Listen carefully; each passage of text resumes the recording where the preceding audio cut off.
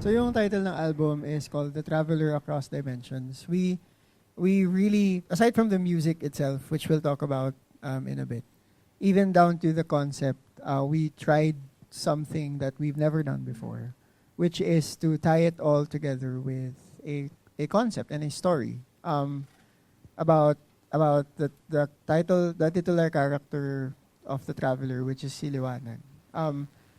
I think the album, if people ask us about what the album is, it's essentially about suffering and growth.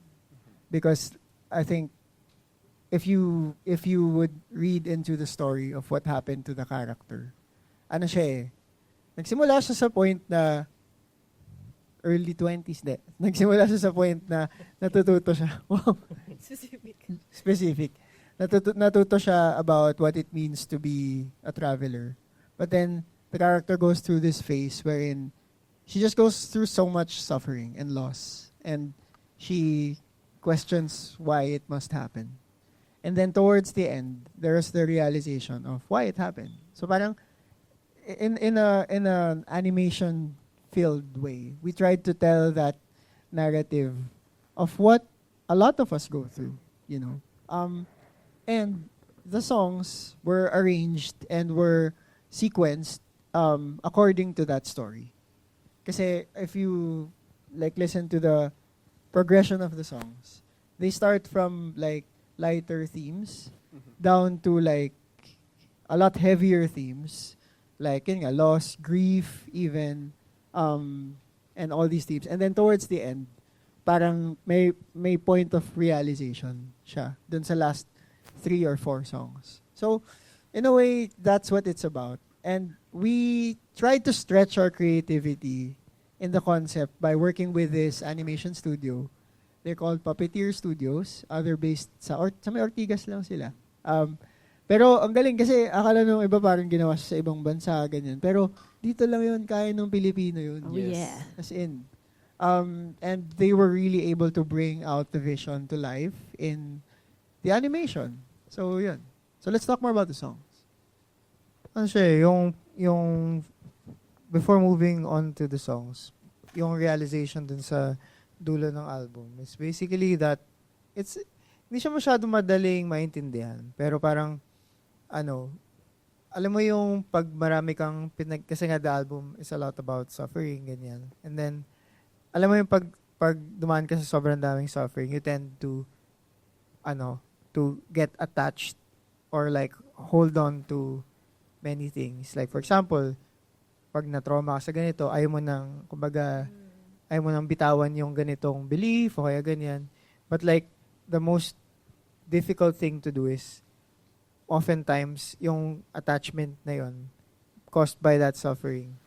At the end of yung journey na yan, you have to let it go.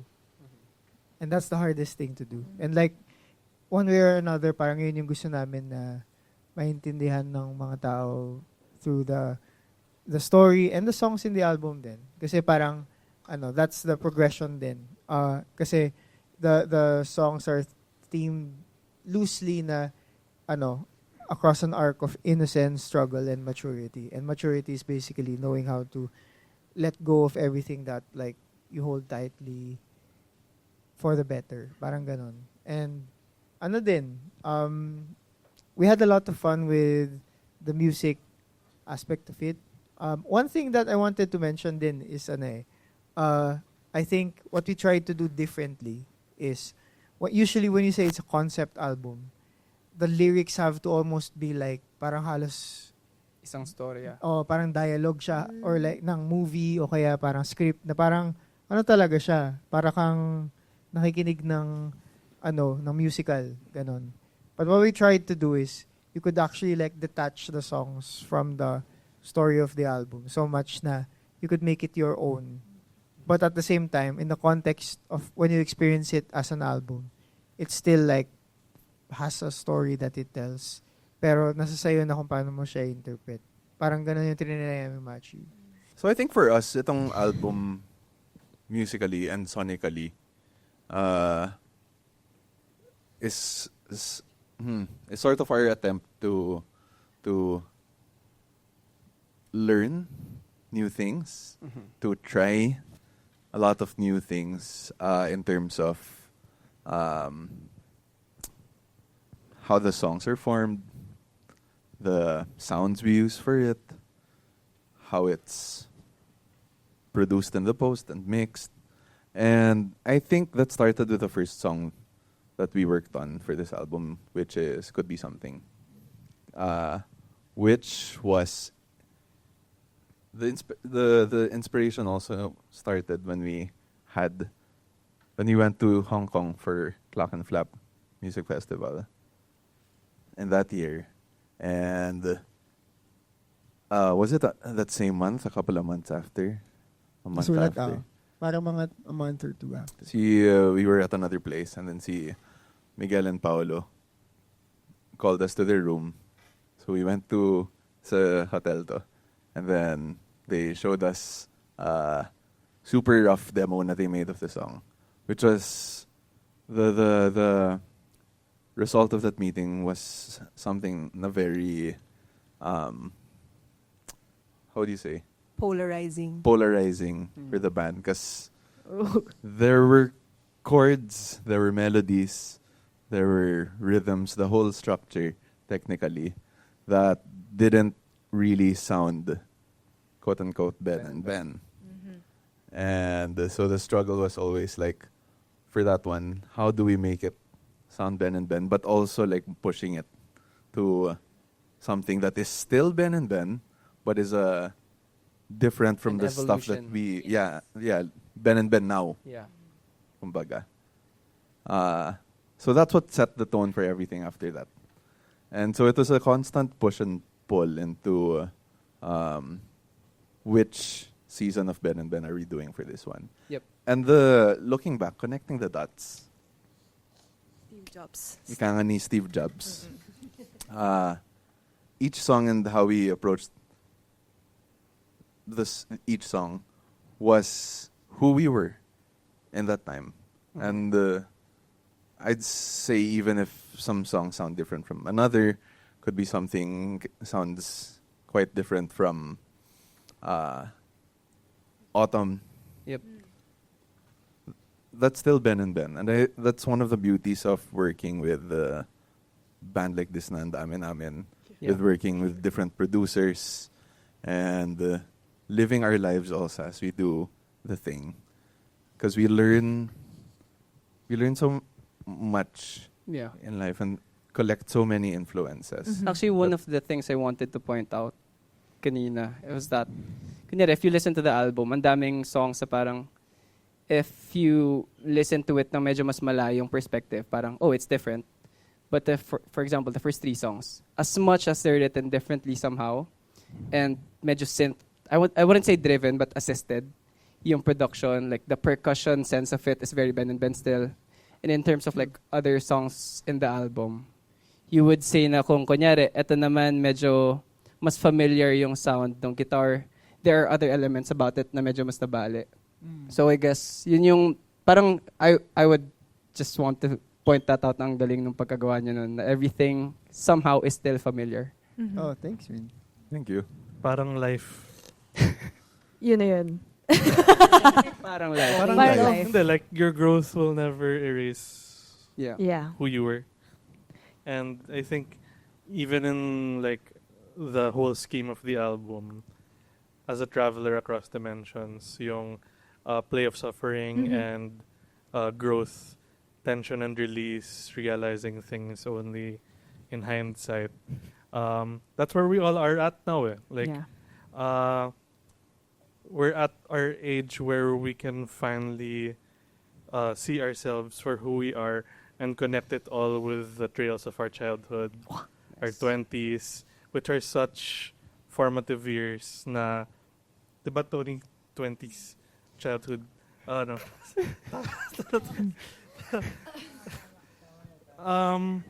And traveling across dimensions is kind of what it feels like to live, and we always like experiencing, like parang toying with the idea of what if hindi ka tao? Then you saw a bunch of humans and you're like, anong ginagawa ng mga to? Like, but Parang if you Felt. look Gawa mo. Felt that. if you look at pinpoints in each person's Meet yourself. in each person's life, it looks like it's so disconnected. It looks so labo. Like not everyone's lives are like a straight path. Yes. So it really feels like each person is traveling across so many different dimensions in their lifetime. Na only at the end of it all does it kind of make sense of like, oh, this person values these things. That's why they dabbled into these little things. Or, oh, that's why they spend time with this person. As with any journey, right? And no journey is perfect. There are times na sometimes, you experience like the highest of highs, but also you experience certain things na you make you question bakit nyo ba talaga ginagawa to in the first place. And that's always something, like love. It's an everyday choosing, something you have to choose every day. And in those moments, I'm sure you guys have experienced those too, those moments like that. What is something that you always tell yourself or you guys tell each other na, this is something we have to choose every day? Hindi, sabi namin, magkakabanda kami, pero at the end of the day, or the week. Depende. Hindi, sa dulo ng lahat ng to, essentially. Kung saan man yun. Yung pinaka-importante sa amin, kung ano yung na-build namin relationship with each other. As in, kaming siyam. Yun yung pinakamahalaga.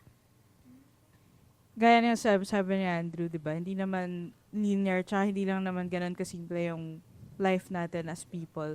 So kami rin nasa band. Marami kaming maliliit na detalye and mga streets na dinadaanan everyday. Pero, yun na, kailangan namin mag-meeting. Kailangan namin gumawa ng mga decisions in life. Nito. Meeting talaga. Meeting. Schedule. Meeting. Naman. Kailangan naming maraming mga Moving parts. moving parts and gumawa ng music. And ano ba? Kumain together. Travel together. Pero yun, sa dulo ng lahat ng yun. Ano ba yung pinaka mag-encapsulate sa story namin? Yun, that we are 9 and we are friends. Yun. True. I think the friendship is so important, not just with us, but if you are in a field, whatever you're doing, if you have friends that are close to you and that journey through life with you, I don't think we should take for granted how rare it is to be with a group of people and experience so many extremely specific things with each other.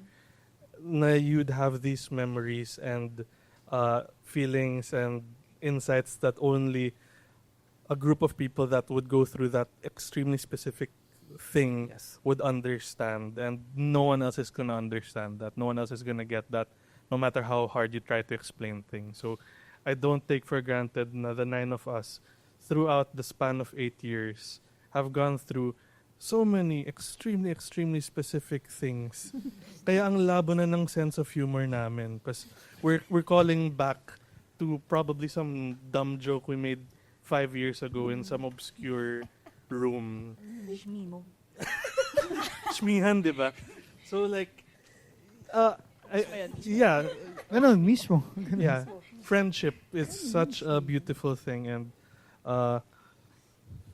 forget the music, forget everything else. It's we've learned after this amount of years now. Whatever you're doing in life, it's the relationships talaga that matter. Let's prove it. 1, 2, 3, 4, 5, 6, 7,